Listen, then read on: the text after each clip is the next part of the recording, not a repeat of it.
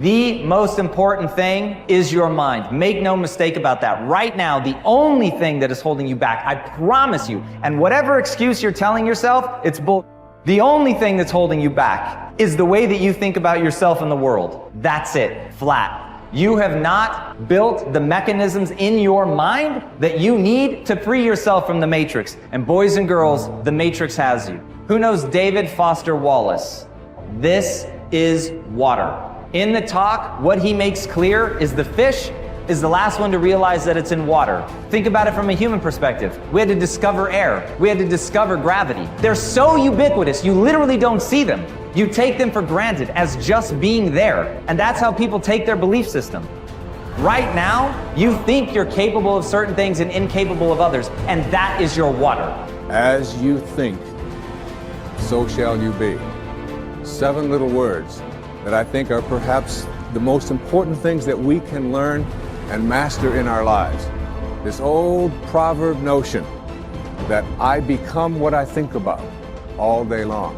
And once you know that what you think about is what expands, you start getting real careful about what you think about. You don't allow your thoughts to be on anything that you don't want or that you wouldn't want to have manifest or show up for you in your life.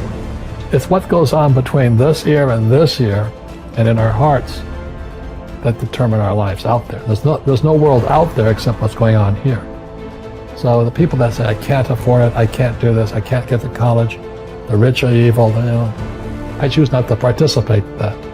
And that's one thing people could change today. Correct. Right now is that dialogue in their head. Stop saying the word can't. I can't. Right. So how can? How can I? Especially as in, I can't afford it, how can I afford that? Right. Because that opens them up to looking at it as an investment to a greater future. Right. Well, the simple part that most people don't understand is that every thought we think and every word we speak is creating our future. It's as though our thoughts go out into the universe and are accepted and brought back to us as experience. Now that is a very simple thing, but most people don't get it. They don't understand it. They've never heard it before and they think it's ridiculous.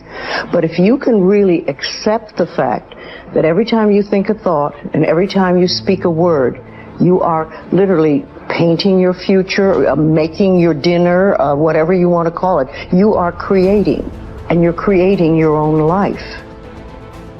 And this is simple, but it's not easy to accept. But once you accept it, then you can start deliberately creating what you want in your life.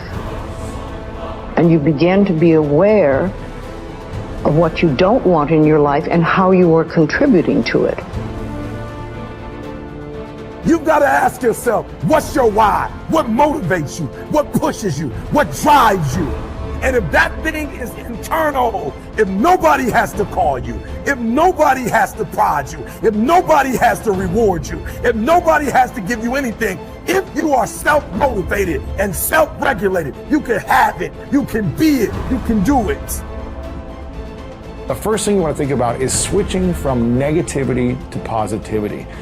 So many people get caught up in focusing on what they don't want to happen in their future, but they start living almost in constant fear of what could go wrong and what won't work out. And when we come from this place of, well, I don't know if I put myself out there, it's not going to work out, and then I'm going to get made fun of, and then I'm going to be embarrassed, and then I'm going to be stressed, and no one's going to love me. And then we go in this rabbit hole and this kind of cycle of fear and anxiety, and that is not how you attract good things in your life. You can't start from your way of being of negativity and fear and expect to attract beautiful things in your life.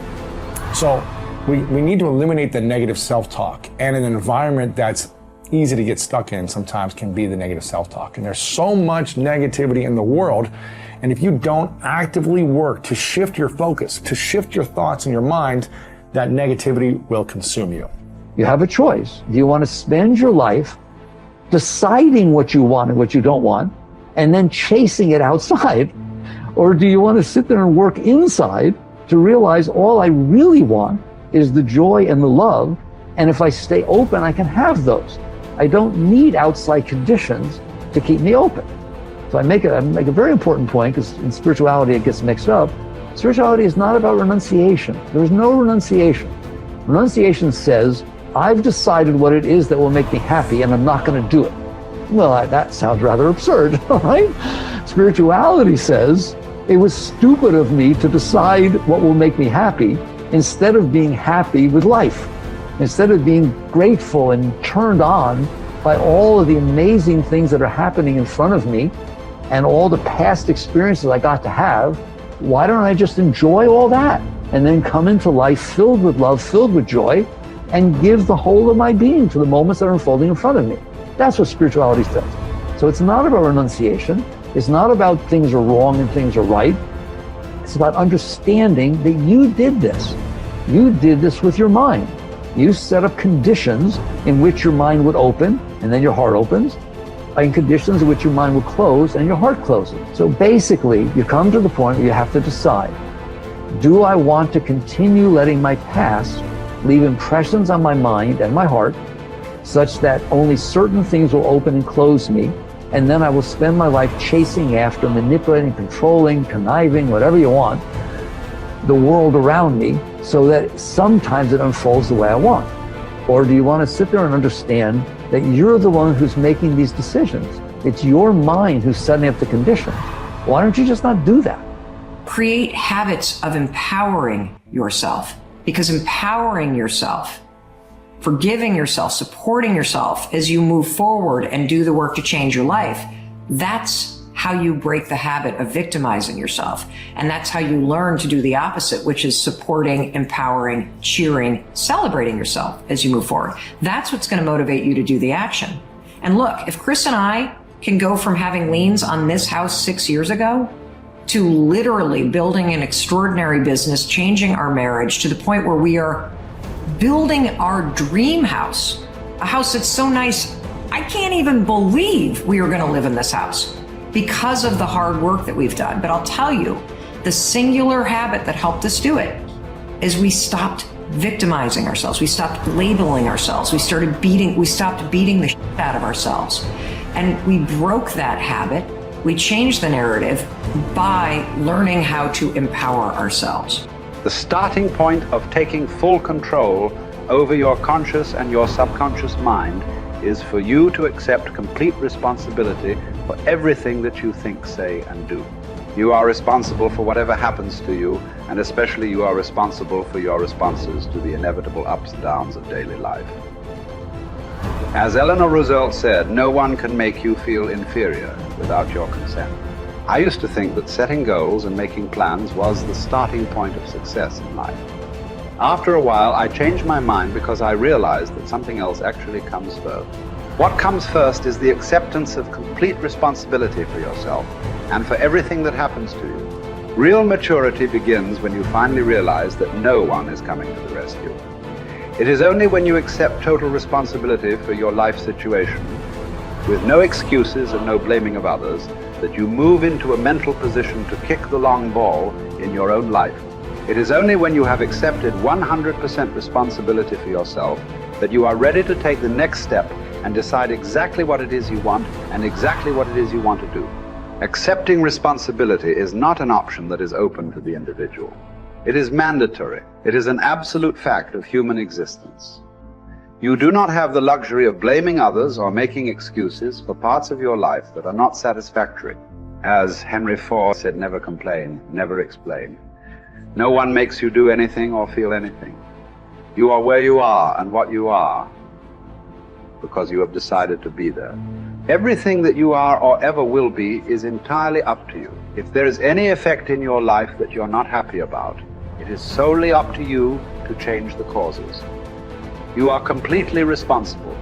When something negative or unexpected happens to you, immediately seize the moment as an opportunity to demonstrate calmness and self-control. Make it a game. Instead of allowing yourself to feel negative, deliberately force yourself to substitute something positive. Here is an affirmation that has been very helpful to me. I repeat it over and over until it becomes automatic. In almost every situation, when something goes wrong, I immediately catch myself by saying, every situation is a positive situation, if viewed as an opportunity for growth and self-mastery. Whatever it is, I take a deep breath, relax, smile, and say, every situation is a positive situation if viewed as an opportunity for growth and self-mastery.